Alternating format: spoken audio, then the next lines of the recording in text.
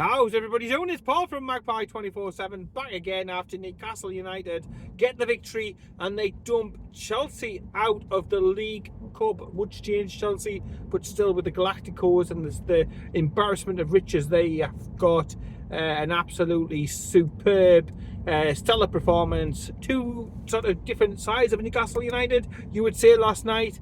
But look, we got the job done. A clean sheet thrown in to boot as well, and the perfect way to bounce back from obviously the frustrations of the weekend, where we lost against the same opponents 2-1 in the Premier League down at Stamford Bridge. And yeah, I'm absolutely over the fucking moon about it, to be honest, because if we had have lost last night, the season would literally just sort of be falling to bits and crumbling away. It gives us something to look forward to. It gives us something to stick in the diary and work towards, and a very decent draw, come off the back of it as well. I was expecting if we did get through, we'd get hammered with, I don't know, a Spurs away, a Liverpool away, something like that. I expected us getting worst case scenario, because historically, over the past season or two, we have had some hellacious cup draws, to be honest, especially last campaign.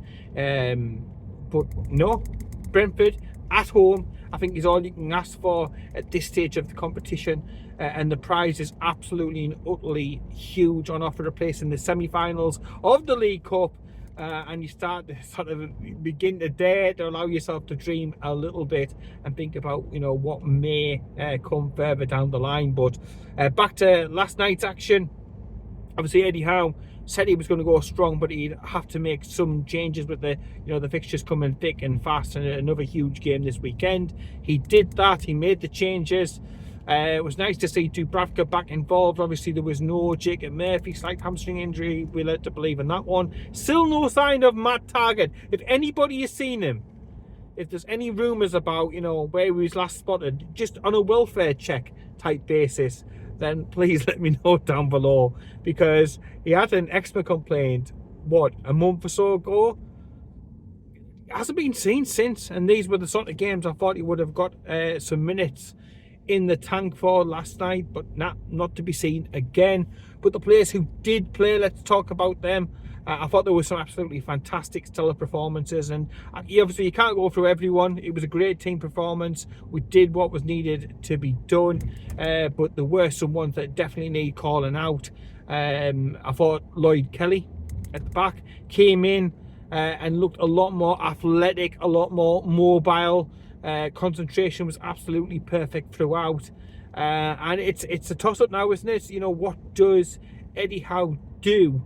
He's got Dan Burn, who's probably been arguably the player of the season, but he's slow and does get targeted by opposition managers to use his lack of pace, behind him in the left back area, and looks to, many oppositions look to exploit that gap, in the Newcastle United machine. But last night, Lloyd Kelly came in, first opportunity to play into that centre-back role, and I thought he was fantastic. I really did, and I thought he made a huge difference, to how we look. And apart from Dan Burn coming on and literally, within almost seconds, hand in, I was like, oh my word, heart was in the fucking throat or something like that. I was literally getting ready to throttle the TV. I was like, you've been on seconds, you've given them a chance. But I just thought that Lloyd Kelly came in. I thought he marshalled the defence really well, and I thought we were as tight as two cups of gloss as far as I'm concerned. Yes, they got the odd chance in the second half as they threw forward after attacking player after attacking player on. They got one or two little sniffs here and there, but ultimately I thought we looked really good value for the clean sheet. And if you can keep a clean sheet, you always have a chance, you always have an opportunity, especially with the likes of Alexander Isak up top. Great to see him score in successive games. Hopefully the injuries, the slightly inconsistent start to the beginning of the season is totally behind him, and we all knew he was going to come good. It was just a matter of when. And yeah, goals in successive games certainly does help that. But yeah, Lloyd Kelly, massive tick. Lewis Hall looked like he was a man with a point to prove, and that he certainly did. I thought in abundance. He was absolutely fantastic, both defensively and offensively. Also, So I think he definitely needs a shout out. But also needs a shout out is Joe Willock. Fuck me, boy, this is exactly what I've been on about on previous videos. How much we have missed his contribution, his athleticism, especially when you're under the cosh, especially when you're playing a counter-attacking system like we were. You know, to have that athleticism, to have that ability to be able to spring from deep and, you know, to get forward, the energy and everything. He has been a major miss as far as I'm concerned, and it was great to see him back. There's no doubt, there's no question marks over the lad's quality. It's just about his durability. Can he last? Can he avoid, you know, picking up injuries, knocks, that sort of thing? And everything crossed, because if he can, then he's got to be in the team. He's got to be in the team. We also under Brucey, you know, he's got a goal in him. You know, he went on that fantastic run, didn't he? But just his general all-round play, he's an absolute, you know, so difficult to be able to play against, I would assume. And Chelsea looked like they were struggling all evening with him. So yeah, massive tick to have him back. Joe Linton, I thought, was immense and played in various different positions. Bearing in mind, we signed him as a striker. He can play left midfield, he can play central midfield, he can play defensive midfield. You know, you can throw him in at either side on the wing back. He's also dropped in as a left centre back at times during this season. He literally will play anywhere where you ask him to play, and he plays it so well to such a high standard. Absolutely fantastic, Joe Linton. Big physical presence, big unit. But yeah, he played here, there and fucking everywhere last night, and I thought he was absolutely fantastic. Again, so worthwhile shouting him out. Also, I'm going through the entire midfield, but Sandro Tonali playing in a little bit more of a different role to what we've been used to seeing him in. You know, recently, I think he certainly started the game a little bit further back. He's done that for Italy, and I thought he absolutely looked amazing, looked fantastic. Got the assist, of course, for the goal. And yeah, nearly lasted the entirety of the game. Eddie Howe took him off at the end, but there wasn't anything in it. It was literally just so it could soak up the applause. It was getting serenaded by the fans, as were, and then it gave him an opportunity to take him off in the game, give him a standing ovation from the crowd packed inside St James's Park, and a sellout, of course. And you know, that he did, and it was well deserved. And it's definitely food for thought, I think, for Eddie Howe for back into the league. And we've talked and, you know, put posts up on Magpie 24/7 about that midfield blend, about the midfield chemistry. Well, certainly with Tonali, you know, like deeper and pushing other players further forward, that seemed to work a lot better. And it's just about player availability now. You know, you could play, for example, this weekend, you could play again Tonali deeper. Sean Longstaff, who I thought was, again, you know, it's not the sexy name, it's not the expensive import, but at the end of the day, he comes in and he does the job, and more often than not, when he's in the team, when he's in the 11, we do get the victory. You know, so I thought Sean Longstaff was good again yesterday, and I think he's got to try and find a way to shoehorn everybody in, and it could be that Tonali plays deep, Longstaff comes in next to, say, Bruno or something, and then you play Joe Linton out wide left, or you play Willock out wide left, and then you put Gordon back over onto the right hand side. I thought Gordon was decent last night, did a job where we needed him to do a job, and yeah, no issues for me at all. You know, if you can play wide left, you can play wide right. I think you can be equally effective on either side, and we just need to find that way to shoehorn as many of these players into the team. But like I touched upon before with Sean Longstaff, you know, the attraction is to sort of go with the name, with the glossy, shiny, you know, superstar players. But sometimes it's just about getting the right place and the right blend in that middle, and it certainly worked last night. So massive food for thought for Eddie Howe. But yeah, I thought all of the midfield area was absolutely spot on, and especially first half, they were pressing, they were in everybody's face, they were pressing high up, they weren't letting Chelsea settle. as soon as the keeper got the ball, they were around them like a fly around shit. And ultimately, that's where the first goal come from. Isaac benefiting from that. And yeah, we followed that up quickly with the second goal. Obviously, it was the own goal. But Newcastle United, again, stormed into a 2-0 victory. And then it was just a case of, should we push forward? Should we try and get another goal? And they did try. But, they had to play a different game in the second half, be a little bit more cautious. But we still had opportunities. Asula came on as a substitute. Kraft with a fantastic run, through. It seemed like everybody, to be honest, at the time. I was like, go on, you bastard. Go on. Keep going.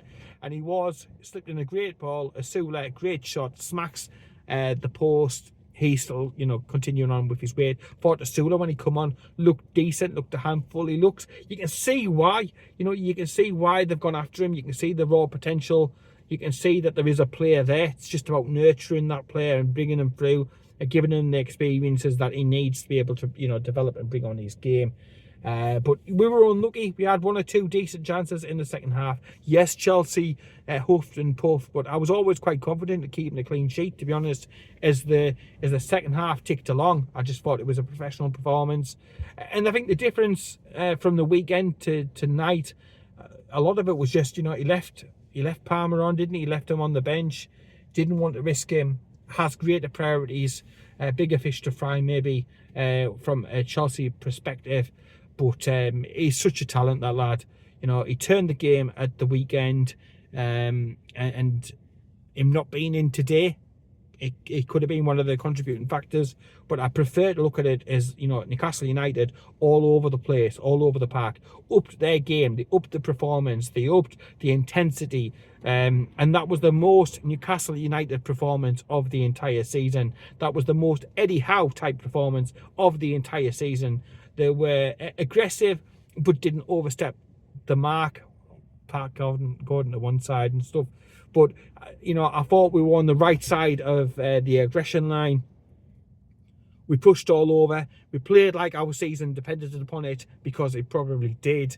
It's a best chance to get to, the latter stages of the competition. The FA Cup is obviously a lot more difficult to win, although I'm sure we'll give it an absolute hell of a go when that comes round early part of next year.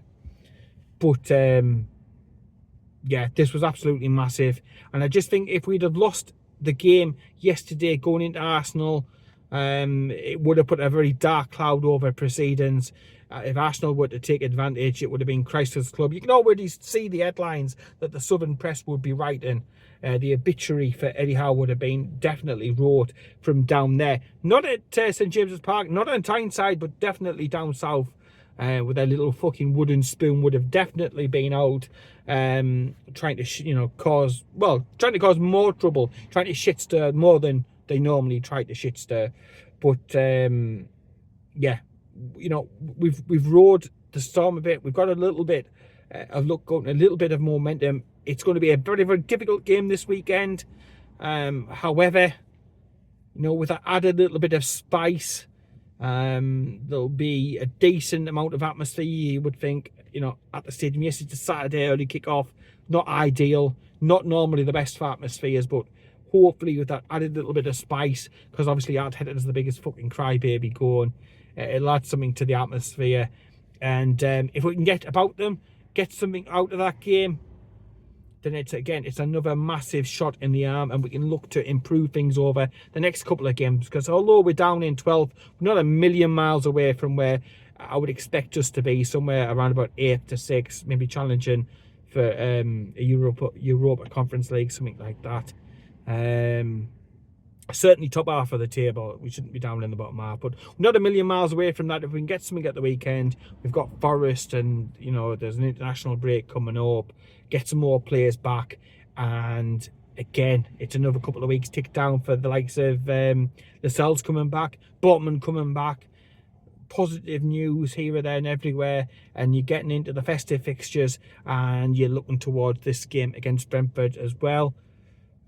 Things can change around pretty quickly. Yes, there's been a couple of bad results. We had been on a bit of a bad run up till that, but let's just hope we can bottle what happened last night the tactics, the high press, the aggression, everything like that, the concentration, the working as a team, everything that we did so well last night. We can bottle that, take it into the weekend, give Arsenal a game, try and get something out of it. You've just seen the difference in the last 2 games between games away from Tyneside and at St James's Park. What a difference it can make. So, nothing is impossible.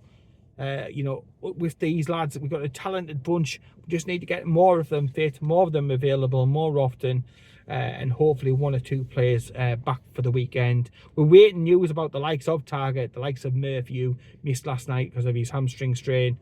Like I said, Target, Murphy, the 2 centre-backs won't be coming back. Can't imagine Kieran Trippier will be coming back. Can't imagine Callum Wilson will be involved at the weekend. So we are still decimated by injuries. But we go into it feeling a little bit buoyed by last night. The atmosphere seemed to be decent as well. So hopefully, again, that gets continued onto the weekend. Massive game, a massive opportunity. And hopefully it's one that the players are definitely fucking up for. Massive tick. And obviously yesterday as well saw the opening of the new club shop, so I'll be checking out that at the weekend. But from all the videos that I've seen from various different people who've been in already, looks absolutely spot on. So happy days. Let me know what you think about the weekend. There's some questions being brought up now. Who's going to be starting in midfield?